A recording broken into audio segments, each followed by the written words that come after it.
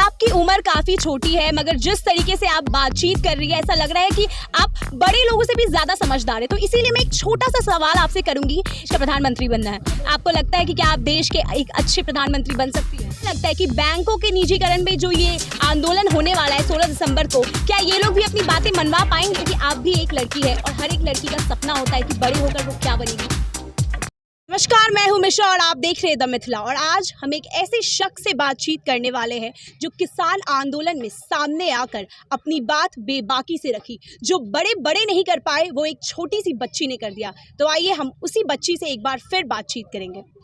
कैसा लग रहा है आपको, किसान खुशी खुशी अपने घर को रवाना हो रहे हैं? देखिए, बहुत अच्छा लग रहा है। जो 380 दिनों में हमारे जो बिल वापस हो गया है और किसानों की ऐतिहासिक जीत हुई है, और ये अच्छी बात भी है और कुछ दुखद घटनाएं भी हुई हैं बीच में, क्योंकि 750 से ज़्यादा किसान मर भी गए हैं, शहीद हो गए थे। जी, तो क्या अब आप प्रधानमंत्री से जो पहले आपकी जो नाराज़गी थी, क्या वो नाराज़गी अब ख़त्म हो गई है?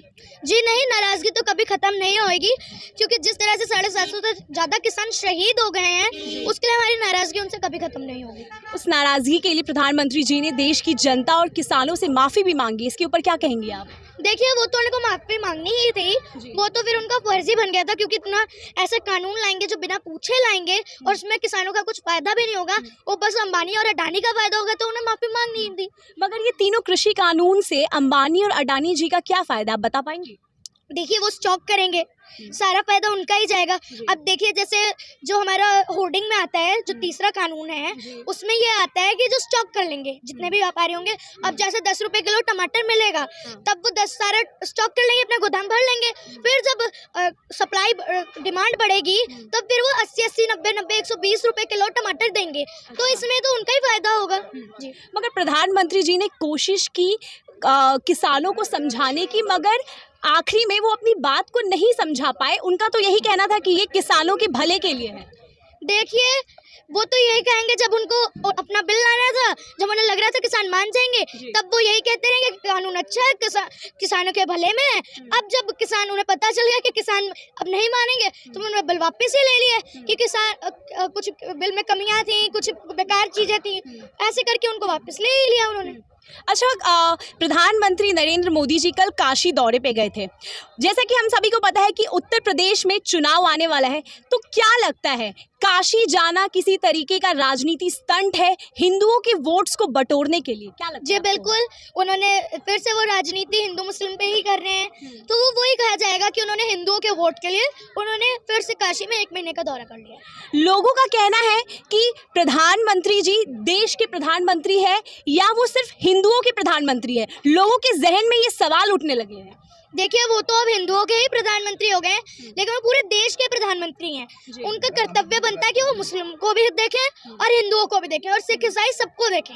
वो क्योंकि उनका हिंदू वासियों के लिए, हिंदुस्तान के वासियों के लिए होता है। अब वो तो सिर्फ हिंदू का वोट ले रहे हैं। देख लीजिए, अब तो हिंदू भी आपके खिलाफ हो रहे हैं, क्योंकि किसान हिंदू भी है, मुस्लिम भी है, सिख भी है, ईसाई भी है। अच्छा, आपकी उम्र काफ़ी छोटी है, मगर जिस तरीके से आप बातचीत कर रही है ऐसा लग रहा है कि आप बड़े लोगों से भी ज़्यादा समझदार है। तो इसीलिए मैं एक छोटा सा सवाल आपसे करूंगी कि क्या मंदिर ज़्यादा ज़रूरी है या रोज़गार या महंगाई कम होना? देखिए, रोज़गार सबसे ज़्यादा ज़रूरी है। देश में सब 3 चीज़ें ही ज़रूरी होती हैं: शिक्षा, स्वास्थ्य और रोज़गार। ये 3 चीज़ों पे कोई भी सरकार बात नहीं करती है, और मोदी सरकार ने इस पे बात बिल्कुल की ही नहीं है।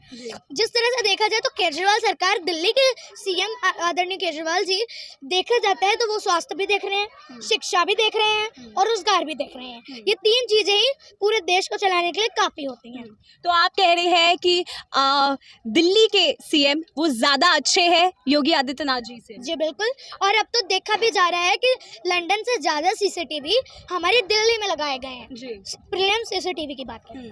अच्छा, मेरा एक सवाल आपसे ये है कि कल घाटी में हमारे 3 जवान शहीद हो गए। एक तरफ घाटी में कल ये वारदात हुई और वहीं दूसरी तरफ काशी में अभी भी सियासत जारी है बीजेपी की तरफ से। क्या कहेंगे आप? देखिए, जिस तरह से बोला जाता है जय जवान जय किसान, लाल बहादुर शास्त्री जी हमारे प्रधानमंत्री रह चुके हैं, उन्होंने ये नारा दिया था। और ये सरकार जो है, बीजेपी सरकार, भारतीय जनता पार्टी, ये इन दोनों पे फोकस नहीं करती है।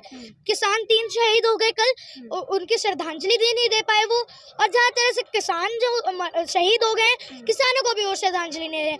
इन दोनों में मौन बिल्कुल नहीं रख रहे हैं। बस हमारी 3 मांगे हैं कि पहले तो हमारे कृषि कानून वापस हो, दूसरा हमारी कृषि कानून तो वापस हो गए जी वो वापस हो गए, दूसरी एमएसपी के भी ऊपर गारंटी हमारे को देखिए अभी कुछ फैसला पता नहीं है भविष्य का कि वो वापस माने ना माने, अगर नहीं मानेंगे तो हम वापस आ जाएंगे। दूसरा तो हमारी एमएसपी की गारंटी दी जाए।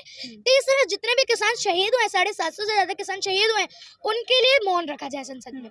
मगर जैसा कि हम सभी जानते हैं कि बीजेपी की तरफ से ये कहा जाता है कि नरेंद्र मोदी जी का 56 इंच का सीना है और अगर उन्होंने कहा है कि एमएसपी के ऊपर गारंटी मिलेगी तो मिलेगी ना। जनता को भरोसा क्यों नहीं है, किसानों को भरोसा क्यों नहीं है, क्या लगता है? देखिए वो इसलिए भरोसा नहीं है क्योंकि 60 साल से उन्होंने हमारे भरोसे को तोड़ दिया है। जब हम उन पे भरोसा करते हैं फिर भरोसे का घात होता है। किस तरीके से आपका भरोसा तोड़ा गया है? देखिए सबसे पहले उन्होंने नोटबंदी की थी। नोटबंदी में कितनी बहनों की शादियां टूट गई, कितने लोगों की शादियां टूटी, कितने लोगों का जितना भी किराया था, बहुत सारी चीजें होती हैं जो पैसों से होती हैं, वो सब खराब हो गया।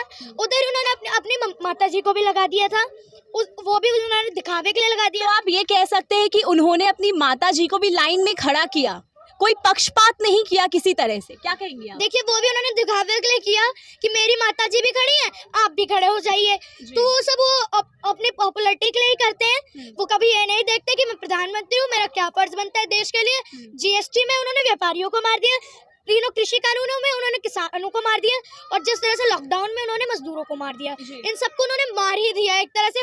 और वो वोट कौन देगा उन्हें? जो वोट देते हैं, जितने भी लोग देते हैं, उन सबका तो दिल उन्होंने दुखाई दिया है। अच्छा, एक और चीज हो रही है, 16 दिसंबर को बैंक के लोग निजीकरण के ऊपर इस बिल को लेकर वो विरोध करने वाले हैं। तो क्या लगता है कि जिस तरीके से किसानों ने आंदोलन किया और उन्होंने अपनी बात देश के प्रधानमंत्री सरकार से मनवाई, तो क्या लगता है कि बैंकों के निजीकरण में जो ये आंदोलन होने वाला है 16 दिसंबर को, क्या ये लोग भी अपनी बातें मनवा पाएंगे? जी बिल्कुल मनवा पाएंगे और भारतीय जनता पार्टी को माननी ही पड़ेगी। हमारी जो सरकार चल रही है उसको माननी ही पड़ेगी, क्योंकि देखिए इलेक्शन आ रहे हैं तो उन्हें मानना ही पड़ेगा सब कुछ। उन्हें लग रहा है जब तक अगर हमारे इलेक्शन हम हार गए तो हार गए फिर, तो इसलिए उनको इलेक्शन के लिए माननी ही पड़ेगी।